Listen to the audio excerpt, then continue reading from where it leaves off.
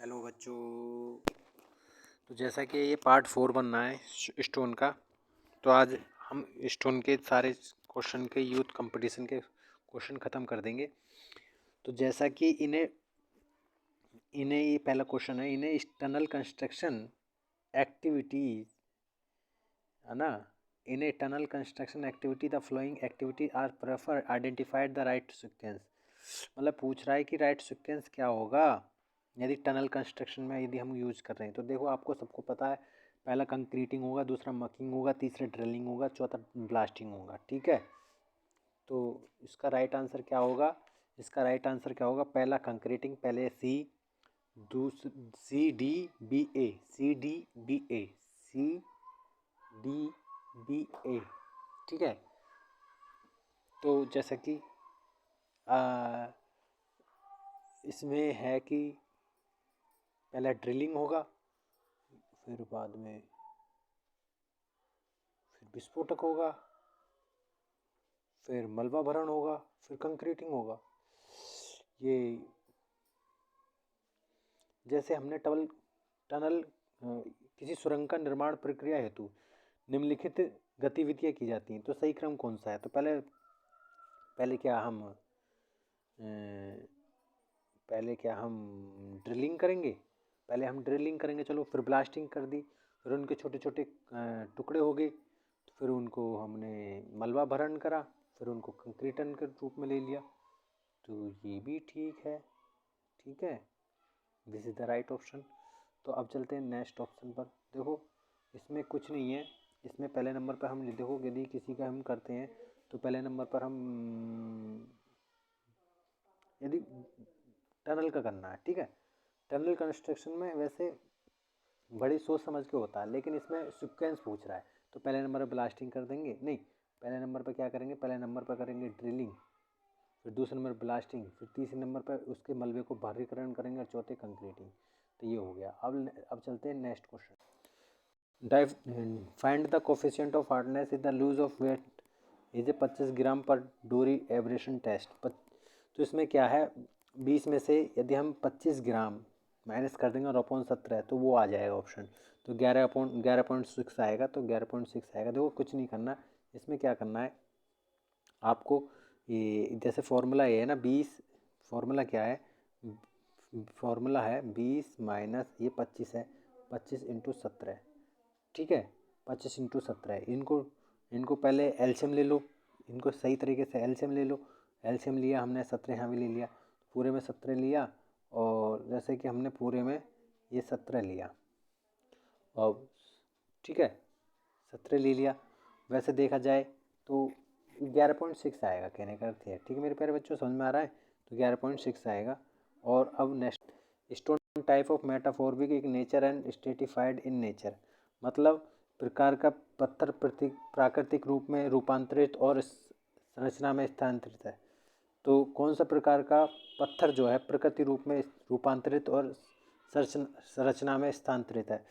तो देखो ये पूछ रहा है कि met blank stone type of metamorphic in nature and stratified in nature. ऐसा कौन सा पत्थर है जो मेटाफोरबिक भी है और स्टेटिफाइड भी है? तो मेटाफोरबिक पहले देखते हैं, मेटाफोरबिक कौन कौन से हैं। देखो नीज भी आपका मेटाफोरबिक भी है, ठीक है, लेकिन ये किससे बनता है? ग्रेनाइट से बनता है। ठीक है, और ट्रैप और बेसाल्ट इग्नियस रॉक है, और ग्रेटाइट इग्नियस रॉक है, और लेटराइट आपकी इग्नियस रॉक है। तो नीज होएगा, नीज, क्योंकि ये एक प्रकार से हम कह सकते हैं स्टेटिफाइड भी हुआ, क्योंकि जो आपका ग्रेनाइट है, ग्रेनाइट आपका पृथ्वी के अंदर पाया जाता है, तो इसमें जो ये सारे इग्नियस रॉक होते हैं वो आपके उनमें लेयर नहीं पाई जाती, तो स्टेटिफाइड इन स्ट्रक्चर होता है। तो B is the right answer. अब चलते हैं दूसरे question. Quartzite in marble are by nature. तो कार्टिजाइड और मार्बल बाय नेचर कैसे हैं? बाय नेचर तो मेटाफोरबिक है, बाय नेचर मेटाफोरबिक है। देखो सेडिमेंट्री तो होगा नहीं, वॉल्केनिक भी नहीं होगा, प्लूटोनिक भी नहीं होगा। तो क्वार्टिजाइट जो है और मार्बल जो है मेटाफोरबिक है। अब चलते हैं नेक्स्ट क्वेश्चन। कह रहा विच of the following has less unit weight.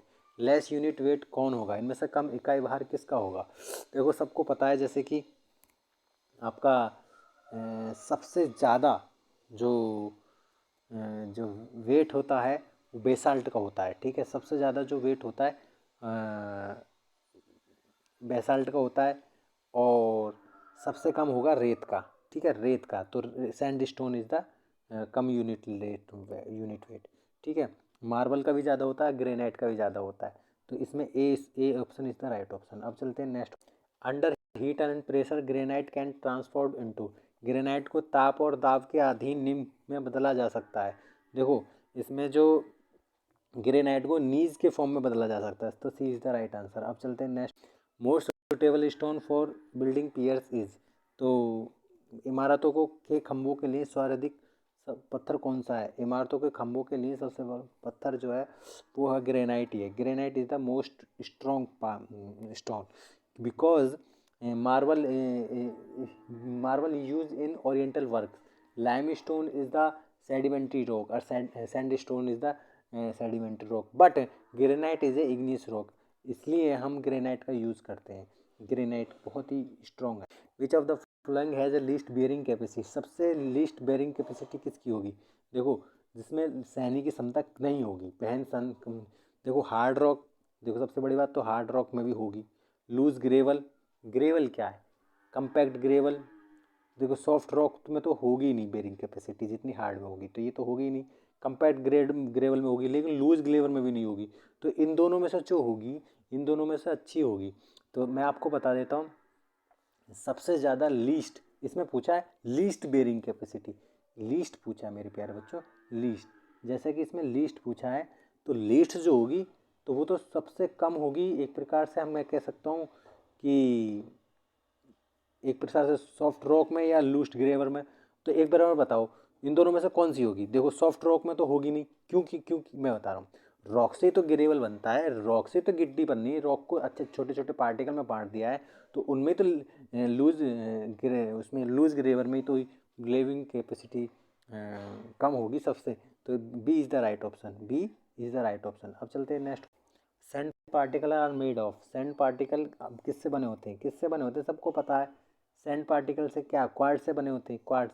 B is the right option. देखो देखो जो आपका सैंड स्टोन है सेडिमेंट्री रॉक में होता है, जब बाद में उसको हाई टेम्परेचर पर हाई प्रेशर पर करते हैं, तो उसको फिर वो बदल जाता है नीज की, मतलब सैंड स्टोन बदल जाता है आपका क्वार्ट्ज के फॉर्म में। तो इसलिए क्या है, तो ये सैंड स्टोन के पूछ रहा है, क्वार्ट्ज है, तो इसलिए बी ऑप्शन। अब चलते हैं नेक्स्ट क्वेश्चन पर। Granite is a rock date by is nature, granite किस प्रकार का स्टोन है। भाई ग्रेनाइट सबको पता है, एक प्रकार से हम कहते हैं सबसे नीचे पाया जाता है, तो वो प्लूटोनिक है। प्लूटोनिक इसलिए बोलते हैं कि ये प्लूटो के नाम पर रखा गया है, ठीक है। अब नेक्स्ट क्वेश्चन कह रहा था specific gravity of stone should be up to, तो भैया देखो सबको पता है 6.7 मतलब 2.7 के बीच में होता है, तो B is the right option. 2.7 के बीच में होता है, तो उसके आसपास कौन सा है 2.5, तो B is the right option, B is the right option. अब चलते हैं नेक्स्ट क्वेश्चन पर। जैसे कि सबको पता है next question, which type of rock used in roofing, roofing पठान के लिए किस सेल का प्रयोग किया जाता है। देखो पठान के लिए ओवरबर्ड बिल्डिंग, ब्लास्ट, स्लेट, ग्रेनाइट। देखो ग्रेनाइट जो है ना वो बहुत ही महंगा है, और रूफिंग जो है, रूफिंग के लिए वाटर प्रूफ चाहिए, तो slate is the water proofing, तो slate is the water proofing, is slate is the water proofing, is the it is the C is the correct answer. अब चलते हैं next. A stone building, a good building stone is one which does not absorb more than of it weight of water after 1 day immersion. एक अच्छा इमारती पत्थर वह है जो एक दिन के विसर्जन के बाद अपने मार के या अपने भार के से कितना अधिक पानी अवशोषित नहीं कर सकता। देखो वैसे तो कायदे में 5% से ज़्यादा अवशोषित नहीं करना चाहिए, ठीक है ना, अपने भार का। तो इसमें ऑप्शन देख रखे हैं, ऑप्शन दूँ तो इसमें ऑप्शन है 5%, 15%, 10%, 25%, तो A is the right option, ठीक है। जो गुड स्टोन होगा वो 5% से ज़्यादा एब्जॉर्ब नहीं। अब next question, the siliceous sandstone which has been subjected to metamorphic action is called. देखो सिलिशियस जो सैंडस्टोन है, हमको सबको पता है सिलिशियस सैंडस्टोन है, वह मेटाफॉर्मिक एक्शन में क्या होगा। सिलिशियस जो सैंडस्टोन जो बनेगा वो बनेगा किस में, किस फॉर्म में, क्वार्ट्जाइट। देखो जिसमें सबको पता है रेत छोटे छोटे जो कण होते हैं रेत के वो कण मिलकर जब उससे वो उसका जो पहाड़ हो जाता है, उसका जो पत्थर होता है उसको बोलते हैं सैंडस्टोन। और सैंडस्टोन को ज़्यादा टेम्परेचर पर ज़्यादा मेल्ट करने के बाद जब वो बदल जाएगा मेटाफॉर्मिक एक्शन में, तो उसको बोलते हैं आपके क्या, क्वार्टिजाइट। तो C is the right option, C is the right option. ठीक है, अब मैं आपको अब चलते हैं 109 क्वेश्चन पर। 109 question, which of the following scale is used for estimate the hardness of stone. मतलब कह रहा है कि वह कौन सा स्केल है जिस पर हम जिसके हार्डनेस ऑफ स्टोन करते हैं, तो वो मोर्स स्कूल है। तो वो सी इज़ द राइट आंसर। क्यों, है ना, जैसे कि आपको सबको पता है मोर्स नहीं होता, मोहर नहीं होता, वो होता है सी, वो होता है बी, ये वाला मोज मोज। देखो जैसे कि आपको पता है जो हम स्टोन की जो हार्डनेस नापने के लिए करते हैं वो करते हैं मोह हार्डनेस। ठीक है, मोह हार्डनेस। अब चलते हैं नेक्स्ट क्वेश्चन पर। What is the limiting value of Los Angeles aberration value for varying cores when these aggregate are to be used for concreting making। देखो 110 में क्वेश्चन पर है, 110 क्वेश्चन पे ये कह रहा है कि what is the limiting value of Los Angeles. देखो लॉस एंगलेस जो एब्रेशन वैल्यू है वो कितने से कम नहीं होनी चाहिए, हमारे जो 40% का उससे कम नहीं होनी चाहिए। ठीक है ना, वैसे तो 30 से। तो इसमें क्या कह रहा है, जैसे लॉस एंगलेस मशीन में गिट्टी का निष्कर्षण ज्ञात करने के लिए किया जाता है। ये एक ड्रम होता है जिसमें एक प्रकार से इसको भरकर घुमाया जाता है। इसमें कंक्रीट के निर्माण गट्टियों के उपयोग अपघर्षण का 30% लिया जाता है। ठीक है, ड्रम को 3 से 33 चक्र प्रति मिनट की दर से 500 से 1000 चक्र घुमाकर अपघर्षण का मान निकाला जाता है। तो इसमें 30 चक्र प्रति मिनट निकालते हैं। ठीक है, ठीक है, एक मिनट में 30 चक्कर लगाते हैं। ठीक है, तो इसमें जो आंसर जो इसमें जो ऑप्शन होगा वो 30 होगा। ठीक है, अब चलते हैं नेक्स्ट क्वेश्चन पर। The rock formed from molten magma are called. देखो rock formed from molten magma, जो रॉक है वो आपकी जो मैग्मा है तो वो कौन सी इग्नियस रॉक कहलाएगी वो तो B is the right option. अब चलते हैं। A limestone found in seams great thickness in non crystalline texture with earthy appearance is called. एक चूना पत्थर अधिक मोटाई में भूरूपी गैर क्रिस्टलाइन बनावट में पाया जाता है, कहलाता है। तो पहला ऑप्शन है ग्रेनुलर लाइमस्टोन, दूसरा कम्पैक्ट लाइमस्टोन, तीसरा मैं ऑप्शन बता देता हूँ। देखो इसमें कह रहा है कि एक लाइमस्टोन, पहले क्वेश्चन समझ लेते हैं। A limestone found in seam of great thickness, limestone great thickness में और नॉन क्रिस्टलाइन बनावट में, तो वो उसकी जो बनावट होगी कैसी होगी। ठीक है, ठीक है, तो देखो पहला ऑप्शन है ग्रेनुलर लाइमस्टोन, दूसरा है आपका कंपैक्टिंग लाइमस्टोन, और देखो तो ये होगा कंपैक्ट लाइमस्टोन। क्यों होगा मैं बता दे रहा हूँ, क्योंकि ये क्वेश्चन में कह रहा है, कि यह क्वेश्चन में कहता है कि एक तो ये बात कह रहा है कि नॉन क्रिस्टलाइन होता तो क्रिस्टलाइन होता तो वो ड्यूरेबिलिटी ज़्यादा होती, और कंपैक्ट लाइमस्टोन ही होगा, क्योंकि है ना, इसमें B is the right option होगा। अब चलते हैं नेक्स्ट क्वेश्चन पर। Solid earth at in interior is known as. जो सॉलिड अर्थ है और and interior is known as, पृथ्वी के आंतरिक ठोस वाले भाग को कहा जाता है। पृथ्वी के आंतरिक ठोस वाले भाग को क्या कहा जाता है। देखो एटमॉस्फेयर तो वातावरण को बोलते हैं, जो वातावरण में होता है, और जो आपका लिथोस्फेयर होता है वो अंदर की तरफ होता है। देखो लिथोस्फेयर बोलेंगे, ठीक है, क्या बोलेंगे, लिथोस्फेयर। ठीक है, क्या बोलेंगे, लिथोस्फेयर। जैसे कि मैं आपको बता दूं, लिथोस्फेयर जो है एक प्रकार की पृथ्वी की संपूर्ण बाहरी परत जिस पर महाद्वीप महासागर स्थित है उसको लिथोस्फीयर कहते हैं, है ना। जो ये क्वेश्चन में कह रहा है कि पृथ्वी के आर्थिक ठोस वाले भाग को क्या कहते हैं, लिथोस्फीयर कहते हैं। ये एक पृथ्वी के कुल 30 भाग पर स्थल और 71% जल में है ना। इसका जो लिथोस्फीयर जो है 71% ये समुद्र में है, इसकी जो सीमा है एक प्रकार से ठोस है, और 30% के आसपास ये आपके पृथ्वी के सतह पर पाई जाती है। और स्थल मंडल महाद्वीपीय क्षेत्रों में मोटी परत इसकी 40 किलोमीटर है, और महासागर में तो 20 से 12 किलोमीटर है। ठीक है, महाद्वीपों में तो यह है 40 किलोमीटर इसकी मोटी चादर है, और महासागर क्षेत्रों में 20 से 12 किलोमीटर है, ठीक है। और वायुमंडल पृथ्वी के चारों ओर के वह भाग जहाँ जीव पाए जाते हैं उसे वायुमंडल कहते हैं। वायुमंडल की ऊपरी परत के अध्ययन को वायु विज्ञान, निचली परत ऋतु विज्ञान कहते हैं। तो अब आते हैं नेक्स्ट क्वेश्चन पर। तो इसमें ये क्या आंसर क्या होगा? लिथोस्फीयर। अब चलते हैं next. Which of the following in unstratified, unstratified कौन सा है? निम्नलिखित में से कौन सा अनस्ट्रेटिफाइड है? तो देखो जितने भी आपके स्ट्रेटिफाइड होते हैं वो सैंड मतलब वो होंगे आपके सेडिमेंट्री रॉक। अब देखो सेडिमेंट्री रॉक कौन कौन से हैं, तो उनको हटा देंगे तो वही हो जाएगा अनस्ट्रेटिफाइड। देखो सैंडस्टोन जो है वो आपका सेडिमेंट है, ये नहीं होगा, ये भी सेडिमेंट है। और आपका सेल जो है, और ग्रेनाइट, ग्रेनाइट आपकी इग्नियस रॉक है। इग्नियस जो रॉक होती हैं वो अनस्ट्रेटिफाइड होती हैं, तो हमने D is the right answer, ठीक है। और सेल जो होती है आपकी, सहल जो होती है वो आपके हम कह सकते हैं एक प्रकार से वो सेडिमेंट्री रॉक होती है, ठीक है। सेल जो है सेडिमेंट्री रॉक होती है। अब आते हैं नेक्स्ट। इसमें कह रहा है कि मैच द फॉलोइंग, इसमें मैचिंग द फॉलोइंग मिलाना है। देखो अब मैचिंग द फॉलोइंग मिलाना है, सब बात छोड़ो। देखो ग्रेनाइट जो है, ग्रेनाइट जो है किस में यूज करते हैं, और मार्बल्स किस में यूज करते हैं, और चौक और लेटराइट, ये 4 ऑप्शन है। अब देखो कहाँ कहाँ इसको करना है। देखो चौक जो है चूना पत्थर, उसको हम सीमेंट बनाने में कर सकते हैं, बहुत अच्छी बात। मार्बल का कहाँ यूज करते हैं? मार्बल का कहाँ यूज करते हैं? मार्बल का तो हम ज़्यादातर ओरिएंटल वर्क में किया जा सकता है, ठीक है। मार्बल का कहाँ यूज करते हैं? ओरिएंटल, ठीक है। लेकिन आपका ये क्या कह रहा है कि चूना पत्थर तो हो गया, मतलब ये तीसरे का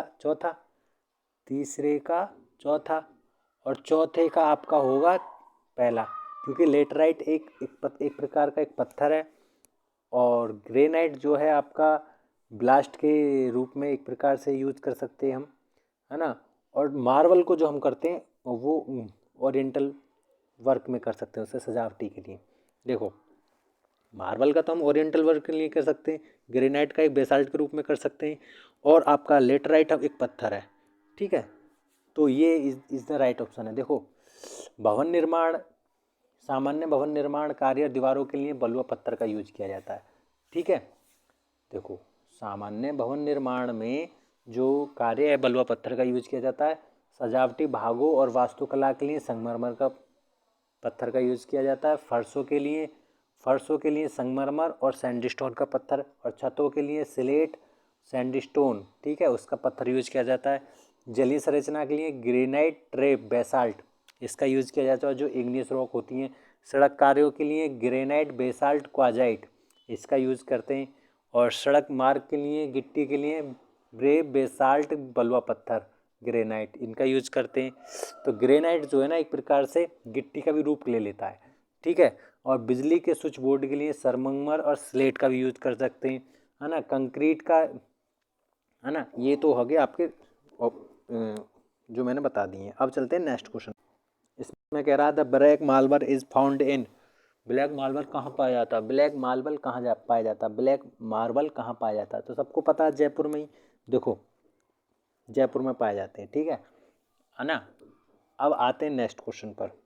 the stone is said to be high if the toughness index of stone is in the impact test is, मतलब पत्थर के उत्तम पत्थर कहा जाता है।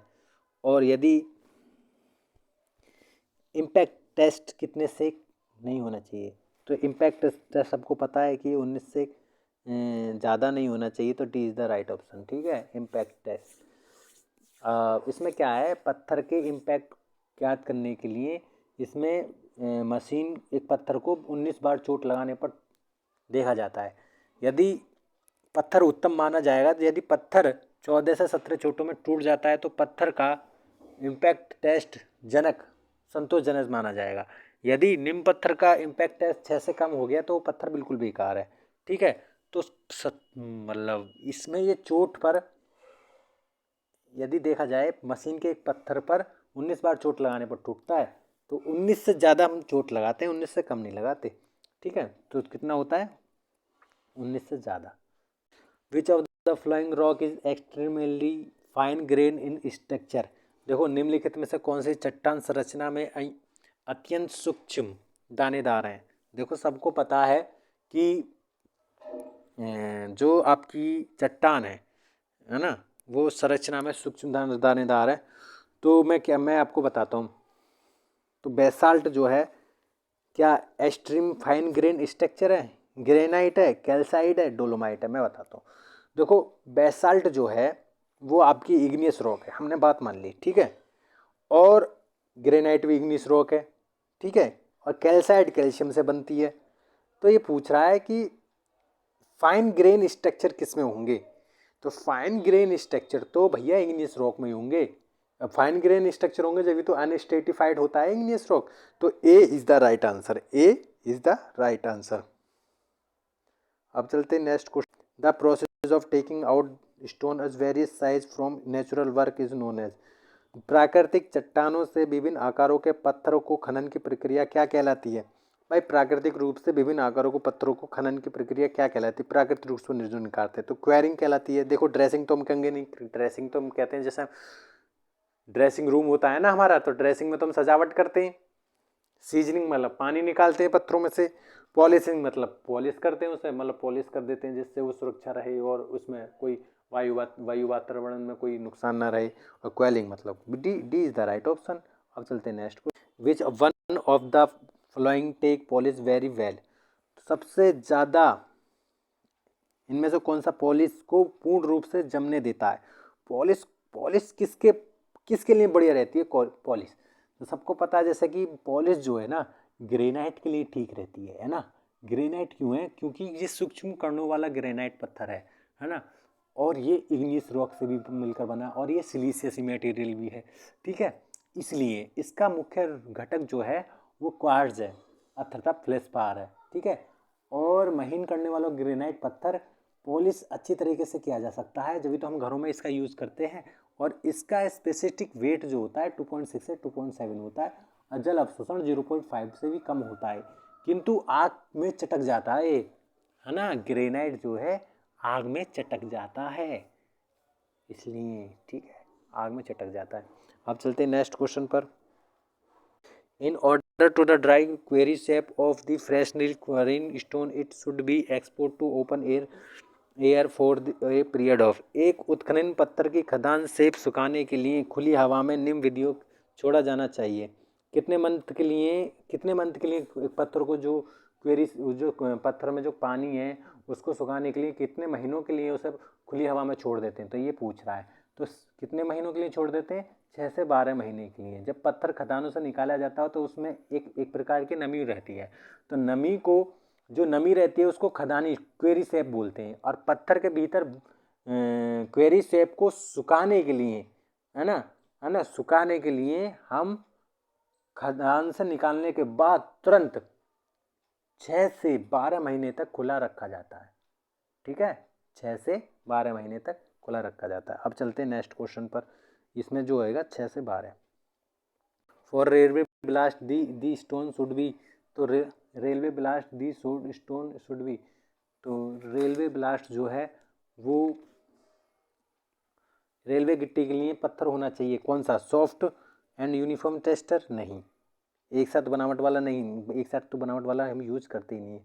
और दूसरा ऑप्शन देखते हैं इसके। दूसरा ऑप्शन है हार्ड हैवी स्ट्रॉन्ग ड्यूरेबल। ये भी ठीक है भाई, हार्ड भी होना चाहिए, भारी भी होना चाहिए, मजबूत भी होना चाहिए, टिकाऊ भी होनी चाहिए। तीसरा ऑप्शन है कठोर कड़ा घर्षण के लिए प्रतिरोधक और टिकाऊ। घर्षण के लिए प्रतिरोधक मतलब घर्षण करे तो प्रतिरोध करे? नहीं, ये तो गलत है भाई। चौथा ऑप्शन है hard dense durable tough and easily workable. तो ये बढ़िया है। देखो इसमें क्या कह रहा है, कठोर अधिक घनत्व वाला, डेंस मतलब अधिक घनत्व वाला, टिकाऊ ड्यूरेबल और आसानी से हम उसे वर्केबल काम में ला सकें, है ना। तो D is the right option, है ना, D is the right option. The dressing of stone is done. हम जो ड्रेसिंग करते हैं स्टोन की उसको क्या बोलते हैं? देखो ड्रेसिंग कब करते हैं? एक प्रकार से इमीजिएटली आफ्टर क्यूरिंग, दूसरा after seasoning, after 3 month of curing, just before building. तो इसके लिए हम जो है इस A is the right option, क्योंकि क्यूरिंग के बाद हम अच्छी तरह से ट्रेस कर सकते हैं, क्योंकि उसमें उस समय मॉइस्चर रहता है ना मेरे प्यारे बच्चों, उसमें मॉइस्चर रहता है, तो उसको अच्छी तरीके से हम उसी अच्छी तरीके से सजावट और अच्छी तरीके से शेप में ला सकते हैं। यदि वो सूखने के बाद हो जाएगा तो वो ड्राई हो जाएगा पत्थर, तो वो कठोर हो जाएगा तो हम उसको जिस शेप में चाहते हैं उस शेप में नहीं हो पाएगा। तो इसलिए हम क्यूरिंग के बाद ही कर देते हैं। The attrition test on stone is performed, जैसे कि इसमें क्वेश्चन लिखा है कि आप घर्षण का परीक्षण किया जाता है, किस किस के लिए किया जाता है। देखो इसमें 4 ऑप्शन देखते हैं। पहला ऑप्शन है to determine the crashing strength of the stone, है ना, पहला ऑप्शन। दूसरा ऑप्शन है the assessing the resistance of stone to the rain sun wind etc, टू ascertain to stability of the stone when exposed the acid fume, to determining the rate of wear of stone due to grinding action under traffic। तो इसमें क्या होगा, D is the right answer होगा। कह रहा था कि पत्थर को अपघर्षण का परीक्षण कब किया जाता है। देखो टू यातायात के अंतर्गत घिसाई करने पर पत्थर को टूट फूट की दर जमान में नहीं, है ना। अबे टूट फूट की दर को ज्ञात करने के लिए तो बोलते हैं अपघर्षण, ठीक है। आप चलते हैं नेक्स्ट क्वेश्चन पर। Which of the following sedimentary rock change into quartz into metamorphic action? तो इसमें कह रहा है कि अवसादी चट्टान में, अवसादी जो चट्टान है वो क्वार्ट्जाइट जो है वो सेडिमेंट्री रॉक में कौन फॉर्म में रहती है, तो सैंडस्टोन में होती है, सबको पता है, A is the right option. अब चलते हैं नेक्स्ट क्वेश्चन पर। रॉक हैविंग एल्यूमिना और clay as their major constituent are called, तो एल्यूमिना किस में रहती है, आर्गिलिसियस में होती है, A B is the right option. Which of the following is a rock, निम्नलिखित में से कौन सा चट्टान है। देखो मैं बताता हूँ, तो क्वार्ट्ज जो है ये आपका मिनरल है, ये भी मिनरल है, और जिप्सम एक प्रकार का रॉक है, ठीक है। Chemically marble is known as, chemically जो मार्बल है उसको किस में, कैल्सीरियस में बोलते हैं, क्योंकि ये लाइमस्टोन से बनता है, लाइमस्टोन, ठीक है। एग्जाम पॉइंट से देखते हैं। देखो क्वार्ट्ज, माइका, फेल्सपार, कैल्साइट इत्यादि जो है चट्टानों को निर्माण करने वाले खनिज हैं, ठीक है। जो जैसे कि आपने देखा होगा मो स्केल में, देखो जो पहले नंबर पे आपका टाल्क है, टाल्क, और दूसरा जिप्सम, और तीसरा है कैल्साइट। देखो पहला दूसरे को तो छोड़ दो, जो तीसरे नंबर पे कैल्साइट वो भी मिनरल है ना। तीसरे नंबर पर जो कैल्साइट है वो भी मिनरल है, और आपका फेल्सपार भी मिनरल है, और क्वार्ट्ज भी मिनरल है, और माइका भी मिनरल है, ठीक है। इसमें कह रहा है दूसरा पॉइंट ये कह रहा है एग्जाम पॉइंट से, ग्रेनाइट और बेसाल्ट और ट्रेप, डोलोमाइट इत्यादि ये इग्नियस रॉक के अंतर्गत आते हैं, ठीक है। सबको पता है डोलोमाइट, ठीक है। डोलोमाइट इसी बस नया है, dolomite is a igneous rock, और बेसाल्ट एंड ट्रेप चट्टाने एक प्रकार के रवेदार होते हैं, मतलब एक प्रकार से हम कह सकते हैं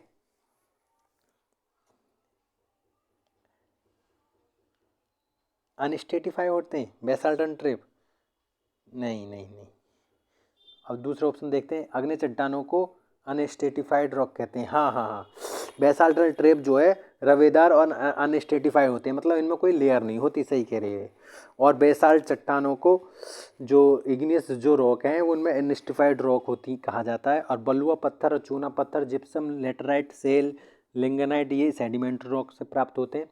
देखो जितने भी स्टोन हैं, जिप्सम है, जिप्सम एक प्रकार का सेडिमेंट्री रॉक है, लेटराइट भी आपका जिप्सम एक प्रकार का सेडिमेंट्री रॉक है, सेल भी एक प्रकार का सेडिमेंट्री रॉक है। अब आता है नीज पत्थर जो है वो ग्रेनाइट्स के रूपांतरण के दौरान होता है, ये एक मोटा मेटाफॉर्मिक में आ जाता है, और ग्रेनाइट एक प्रकार का इग्नियस रॉक है। चूना पत्थर को सेडिमेंट्री रॉक कहते हैं, ठीक है। इसमें जो संगमरमर पत्थर के रूप में यूज किया जाता है, और जो सैंडस्टोन है उसको क्वार्ट्जाइट में बदल जाता है मेटाफॉर्मिक में बाद में। और सेल पत्थर को अवसादी चट्टानों से प्राप्त किया जाता है, इसे स्लेट के रूप का धारण कर लेता है। जो सेल पत्थर है ना वो स्लेट का रूप धारण कर लेता है, जिसको वाटर एब्जॉर्प्शन 1% है। चूना पत्थर, बलुआ पत्थर, स्लेट इत्यादि स्थानांतरित चट्टानों के अंतर्गत आते हैं। चूना, बलुआ पत्थर जितने भी पत्थर हैं वो आपके किसके अंतर्गत आते हैं, स्थानांतरित चट्टानों के। ग्रेनाइट, संगमरमर, क्वार्ट्जाइट इत्यादि चट्टानें रवेदार क्रिस्टलाइन फॉर्म में होती हैं। ग्रेनाइट जो है आपका और मार्बल और क्वार्ट्जाइट ये जो आपके होते हैं क्रिस्टलाइन रॉक की होती हैं, ठीक है, क्रिस्टलाइन रॉक की। और आपका कह रहा है स्लेटी पत्थर परतदार चट्टान के रूप में पाई जाती हैं। और जो आपकी क्या कह रहा है ये आर्गिलीसियस का मुख्य घटक एल्यूमिना होता है, बिल्कुल। स्लेट और लेटराइट इत्यादि ये आर्गिलीसियस मटेरियल के अंतर्गत आते हैं, ठीक है। स्लेट जो है आर्गिलीसियस मटेरियल रॉक के अंतर्गत आते हैं। पत्थर को महीन तुड़ाई के लिए गुलिका चक्की में का प्रयोग किया जाता है। पत्थरों के भीतर विद्यमान नमी को सुखाने का वो पत्थर का उपचार संशोधन कहते हैं। यह संशोधन क्रिया छायादार दीवारों के कोनों में क्विनीन का प्रयोग किया जाता है, ठीक है। और अच्छी इमारतों में कंप्रेसिव स्ट्रेंथ 1000 किलोग्राम पर सेंटीमीटर से अधिक होनी चाहिए, ठीक है। पत्थर की संपीड़न सामर्थ्य ज्ञात करने के लिए क्रशिंग स्ट्रेंथ टेस्ट किया जाता है, ठीक है। स्लेटी और संगमरमर विद्युत के कुछ अलग हैं, जब तो हम स्लेटी और मार्बल को बहुत अच्छी तरीके से यूज करते हैं। आर्गिलियस रॉक जो है वो अग्नि के अच्छे अवरोधक हैं। आर्गिलियस जो रॉक हैं वो अग्नि के अच्छे अवरोधक हैं। आर्गिलिसियस एक प्रकार समझ रहे हो, आर्गिलिसियस जो रॉक हैं वो एक प्रकार से पत्थर में अपने बाहर का 5% से अधिक पानी नहीं सोखना चाहिए, ठीक है। अब चलते हैं नेक्स्ट क्वेश्चन पर, आ जाते हैं नेक्स्ट क्वेश्चन पर। 129 क्वेश्चन पर आते हैं। तो आइए, slate laterite kaolin are example of which type of stone. Slate laterite और चीनी मिट्टी किस प्रकार के चट्टान का उदाहरण है। तो पहले देखो इसमें क्या कह रहा है, आर्गिलिसियस और दूसरा कैल्सीरियसिस, तीसरा सिलीसियस, चौथा इग्नीसियस। तो स्लेट लेटराइट क्योलिन, जैसे कि अभी पढ़ा, स्लेट जो होता है सेडिमेंट्री रॉक का होता है, लेटराइट आपका ये भी आपका सेडिमेंट्री रॉक होता है। लेकिन इसमें किस प्रकार का एग्जाम्पल है, आर्गिलिसियस, कैल्सीरियस, सिलीसियस, इग्नीसियस। तो ये आपके जो होते हैं आर्गिलिसियस होते हैं, है ना, जब भी तो ये इनमें आर्गिलिसियस होते हैं, ठीक है। चलो, an explosive which contain 65% saltpetre, 20% sulphur और 15% चारकोल। तो जैसे कि आप सबको पता है, एक विस्फोटक जिसमें 65% साल्ट पीटर और 20% गंधक और 15% चारकोल होता है, तो उसे क्या कहते हैं, उसे बोलते हैं क्या क्या बोलते हैं, जैसे कि तो उसे बोलते हैं डायनामाइट, ठीक है। उसे बोलते हैं क्या, उसे बोलते हैं ब्लास्टिंग पाउडर। ब्लास्टिंग पाउडर क्या होता है, एक प्रकार से विस्फोटक पाउडर में 65% साल्ट पीटर और 20% गंधक, 15% चारकोल होता है, ठीक है। नरम चट्टानों को तोड़ने के लिए विस्फोटक पाउडर का प्रयोग किया जाता है, ठीक है। विस्फोटक पाउडर में 65% साल्ट पीटर होता है, 20% गंधक और 15% चारकोल, ठीक है। अब चलते हैं नेक्स्ट क्वेश्चन पर। Flowing stone in suitable form damp proofing. Damp proofing कौन सा है, डैम प्रूफिंग स्लेट है, तो slate is the right option. क्या, slate is the right option. अब चलते हैं नेक्स्ट क्वेश्चन पर। जैसे कि नेक्स्ट क्वेश्चन कह रहा है, the process of providing smooth face and regular face to stone is known as. देखो, पत्थरों को फलक चिकना करने और उसको सम बनाने की प्रक्रिया को क्या कहा जाता है, उसको बोलते हैं ड्रेसिंग। क्या बोलते हैं, ड्रेसिंग। तो B is the right option.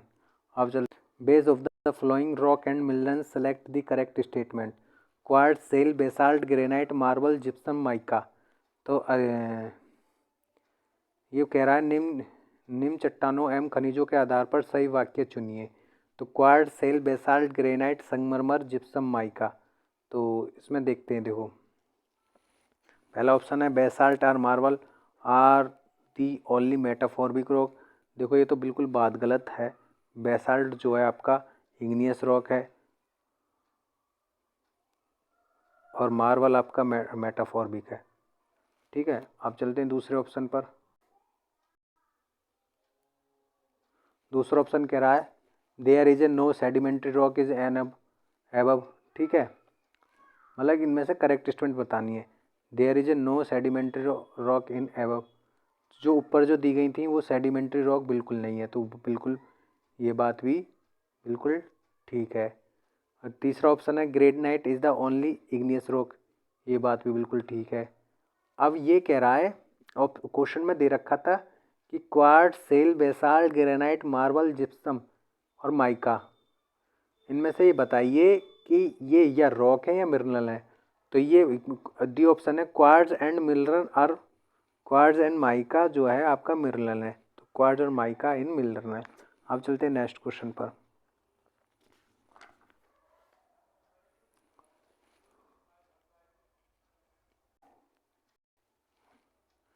Which of the following type of chemical weathering in associate with the feldspar which of can be found in granite changing to clay? तो ये कह रहा है इनमें से किस प्रकार का रासायनिक अपक्षय फेल्सपार में संबंधित है जो ग्रेनाइट से किले में बदलाव के दौरान में पाया जाता है। जो ग्रेनाइट से किले में बदला जाता है। तो ग्रेनाइट से जब किले में बदला जाता है तो जब आपने देखा होगा ग्रेनाइट से जब मेटाफॉर्मिक में नीज की फॉर्म में बदलता है, आपने देखा होगा। और ये कह रहा है कि ग्रेनाइट से किले में, तो उसको बोलते हैं हाइड्रोलाइसिस। तो हाइड्रोलाइसिस एक प्रकार की रासायनिक फेल्सपार से संबंधित है। ग्रेनाइट में किले में बदलाव के दौरान पाया जाता है। लोहा युक्त चट्टानों में अपक्षय ऑक्सीकरण द्वारा होता है, तो है ना। तो इसमें क्या आंसर होगा? हाइड्रोलाइसिस। अब चलते हैं नेक्स्ट क्वेश्चन पर। Granite is A not suitable for ordinary building purpose because. सामान्य भवनों में ग्रेनाइट पत्थर उपयुक्त नहीं होता। तो सामान्य भवनों में ग्रेनाइट पत्थर उपयुक्त नहीं होता। आप ये बताइए ग्रेनाइट कहाँ कहाँ यूज करते हैं। तो ग्रेनाइट पहला ऑप्शन है it can not be polish. भाई ग्रेनाइट को तो बहुत अच्छी तरीके से पॉलिश करते हैं, ये तो बिल्कुल बात सही है ना। तो भाई ये तो ये ऑप्शन भी बिल्कुल गलत है। अब दूसरा ऑप्शन कह रहा है कि it is a fire proof material. It is a not a fire proof material. Fire proof material नहीं है ग्रेनाइट। चलो इट इज़ ए कॉस्टली, ये महंगा हो, ये बात तो सही है। C is the right option. ठीक है, C is the right option. अब चलते हैं next question. The stone that exhibit high compressive strength is. वह पत्थर जिसकी कंप्रेसिव स्ट्रेंथ अधिकतम होती है वो कौन है? तो वो एक प्रकार से हम बोलेंगे ग्रेनाइट। ग्रेनाइट की कंप्रेसिव स्ट्रेंथ सबसे ज़्यादा होती है ना। ग्रेनाइट की सबसे ज़्यादा क्या होगी? कंप्रेसिव स्ट्रेंथ होगी। लेकिन वो ग्रेनाइट जब आपका एक प्रकार से जब मेटाफॉर्मिक की फॉर्म में आ जाएगा तो नीज की फॉर्म में और अच्छा हो जाएगा। मेटाफॉर्मिक की फॉर्म में होगा जब बहुत अच्छा कंप्रेसिव स्ट्रेंथ देगा। अब चलते हैं नेक्स्ट क्वेश्चन पर। रॉक फॉर्म्ड बाय सॉलिडिफिकेशन और molten magma are called igneous rock. ठीक है, आर कॉल्ड इग्नियस रॉक। तो B is the right option. क्या B is the right option? है ना, क्या B is the right option. अब चलते हैं next question. Gypsum consist of H2S CO2 CSO4 H2O lime NH2O CO2 and calcium. देखो gypsum में क्या पाया जाता है? CSO4 H2 पाया जाता है ना। तो B is the right option. क्या? B is the right option. अब चलते हैं नेक्स्ट क्वेश्चन पर। Dolomite is a limestone that contain carbonate of magnesia up to. Dolomite एक चूना पत्थर है जिसमें MgCO3 की मात्रा होती है। ठीक है, तो इसमें कह रहा है कि डोलोमाइट एक लाइमस्टोन है। ठीक है, हमने मान लिया। और इसमें मैग्नीशियम कार्बोनेट की कितनी मात्रा होती है? कितनी मात्रा होती है मैग्नीशियम की? इसमें होती है 45%। कितनी? 45%। डोलोमाइट में 45% मैग्नीशियम कार्बोनेट की मात्रा पाई जाती है। डोलोमाइट में मैग्नीशियम कार्बोनेट की 45% मात्रा पाई जाती है। अब चलते हैं नेक्स्ट क्वेश्चन। ये कह रहा है question basalt stone is by nature. Basalt पत्थर प्राकृतिक रूप में कैसा होता है? भाई बेसाल्ट पत्थर जो प्राकृतिक रूप में कैसा होगा?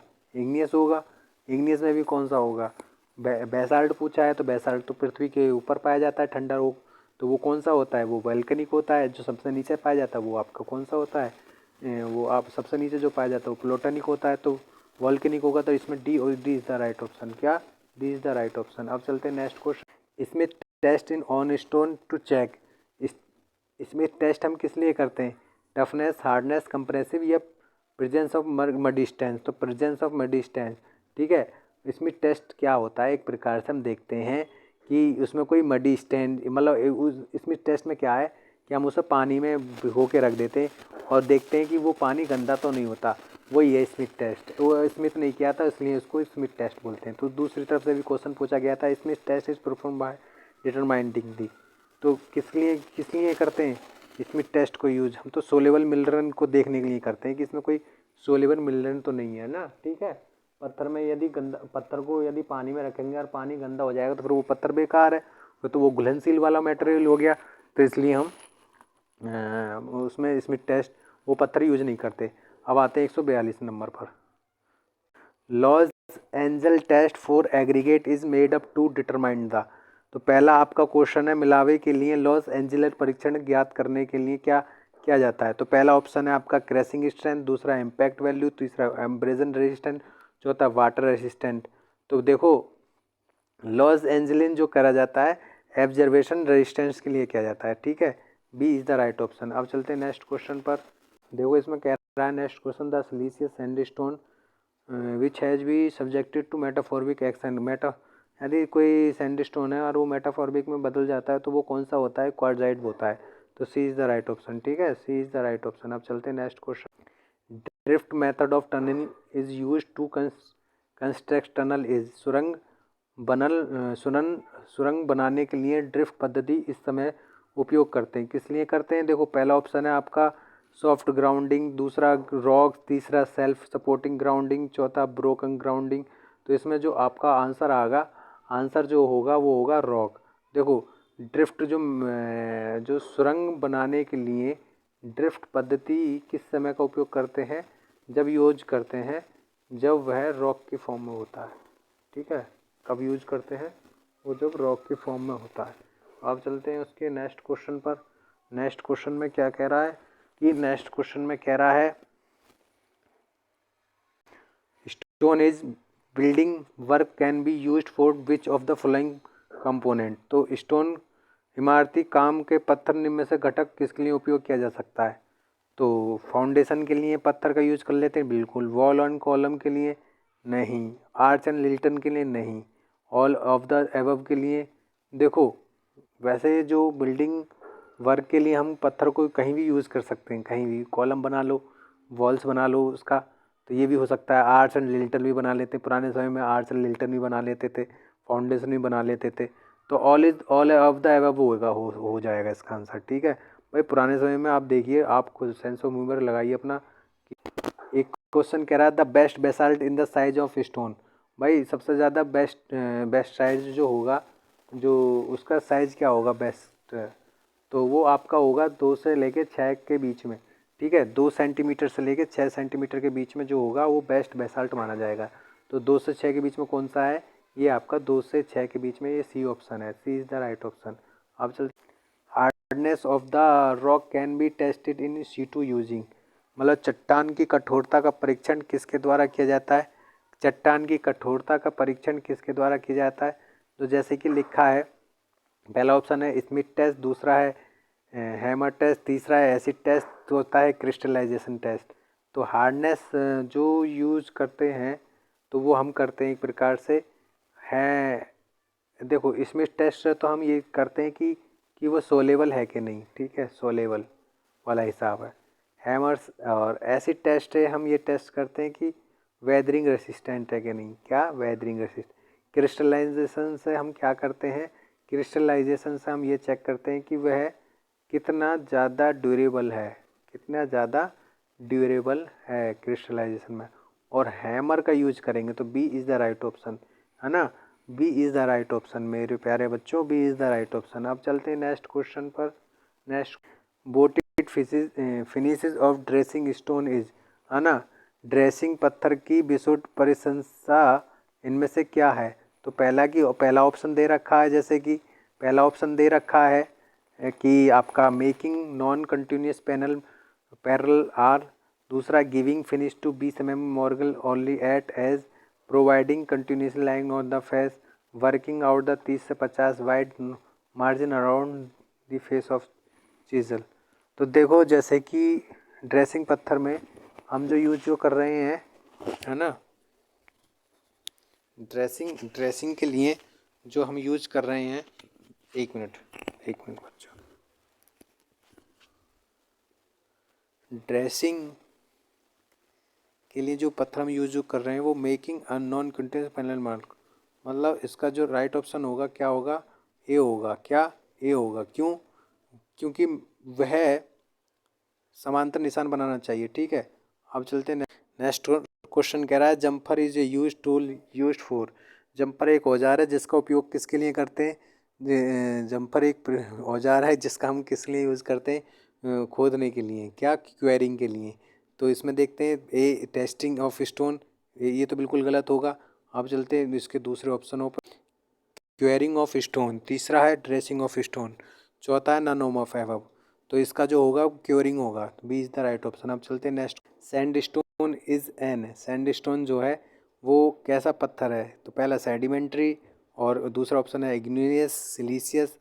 तो बताइए सैंड स्टोन्स क्या है? तो हम तो बोलेंगे भैया सैंड स्टोन सेडिमेंट्री भी है, एक्वियस भी है, सिलीसियस भी है। तो ये इसमें जो ऑप्शन होंगे ये तीनों होंगे। क्यों?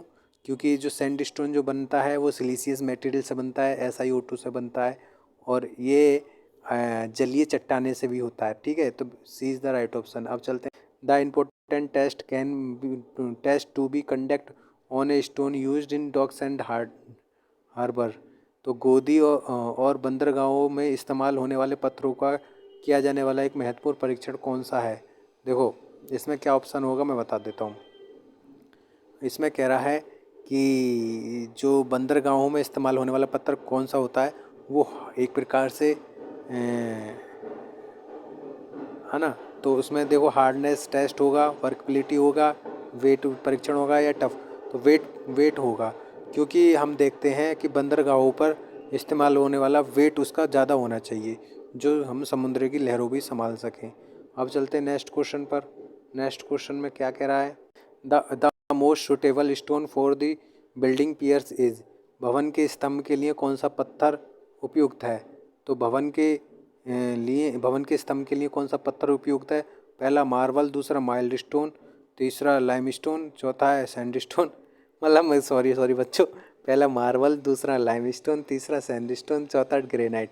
तो आप ही बताओ, तो बिल्डिंग पियरिंग के लिए कौन सा बेस्ट रहेगा? देखो मैं आपको बताता हूँ, ग्रेनाइट ही ठीक रहेगा। ये तो सेडिमेंट्री है और ये सजावटी के लिए यूज़ किया जाता है। तो ये D is the right option. अब चलते हैं, 3-4 क्वेश्चन और रह रहे हैं, इनको करते हैं। तो अब देखते हैं नेक्स्ट क्वेश्चन। नेक्स्ट क्वेश्चन कह रहा है कि which of one of the following stone has maximum percentage of water absorption by volume. देखो मैक्सिमम परसेंटेज वाटर एब्जॉर्प्शन कौन करता है? तो देखो सेल तो सबसे कम करेगा। जो आपकी स्लेट होती है, स्लेट वो सबसे कम करती है। और जो सेल जो होती है ना, सेल आपकी सबसे ज़्यादा वाटर एब्जॉर्वेशन करती है। तो shale is the right option. ठीक है, shale is the right option, क्योंकि ये सेडिमेंट्री रॉक होती है। ग्रेनाइट आपकी एक प्रकार से इग्नियस रॉक है। क्वार्टिजाइट आपका, क्वार्टिजाइट क्या है आप खुद बताओ? क्वार्टिजाइट एक प्रकार का ऐसा मटेरियल है, एक प्रकार का ऐसा स्टोन है, ये मिनरल भी है और एक प्रकार से हम कह सकते हैं ये रॉक भी है। ये एक प्रकार से मेटाफॉर्मिक रॉक है। ठीक है, अब आते हैं नेक्स्ट क्वेश्चन पर। जिप्सम इज ए, जिप्सम क्या है? पहला mechanical form to sedimentary rock, दूसरा इग्नियस रॉक, तीसरा केमिकल प्रिसिपिटेटी सेडिमेंट्री रॉक, चौथा मेटाफॉर्मिक। तो केमिकली इसमें क्या होता है? CSO4H2 होता है, और ये सेडिमेंट्री रॉक भी है। ठीक है, तो केमिकली होती है ये। तो इसमें हम कह सकते हैं कि जिप्सम जो रासायनिक रूप से एक प्रकार से केमिकल रूप में पाई जाती है, जिसका CSO4H2 होती है। ठीक है, रासायनिक संरचना की दृष्टि से ये कैल्शियम का सल्फेट होता है, और नमक के खानों में नमक के साथ है ना जिप्सम भी मिला दिया जाता है। ठीक है, साइनाइड क्या है? अब दूसरा क्वेश्चन क्या, दूसरा ऑप्शन क्या है? दूसरा क्वेश्चन है कि syenite is a acid rock, hyper basal, basic rock, deep seated plutonic. मेरे हिसाब से देखो साइनाइड एक इग्नियस रॉक तो है ही है, लेकिन ये साइनाइड कहाँ पाई जाती है? डीप सीटेड प्लूटोनिक रॉक में पाई जाती है। क्यों? साइनाइड को हम कहते हैं बहुत जहरीला है, और ग्रेनाइट बड़ा महंगा है, तो ऐसे याद कर लो। तो cyanide is a deep seated plutonic rock. अब चलते हैं नेक्स्ट क्वेश्चन पर। मेरे प्यारे बच्चों, जैसे कि अब इसमें यही लास्ट ऑप्शन है, लास्ट क्वेश्चन यही है। आपके जो स्टोन के जो क्वेश्चन है वो अब समाप्त हो चुके हैं, ख़त्म हो चुके हैं। तो ये थे यूथ कंपटीशन के, यूथ बुक के कुछ मोस्ट इम्पोर्टेंट और मैंने सारे ही करवाए हैं आपको यार। ऐसा है कि इसमें कुछ बुक में गलत क्वेश्चन भी है, ऐसा नहीं कि जो कुछ यदि गलत हो, यदि आपको लगे तो मेरे पास कमेंट करना, है ना। और इस वीडियो को लाइक करना, चैनल को सब्सक्राइब करना, और मिलते हैं नेक्स्ट वीडियो में बिल्डिंग मटेरियल की दूसरी वीडियो में। तो थैंक यू।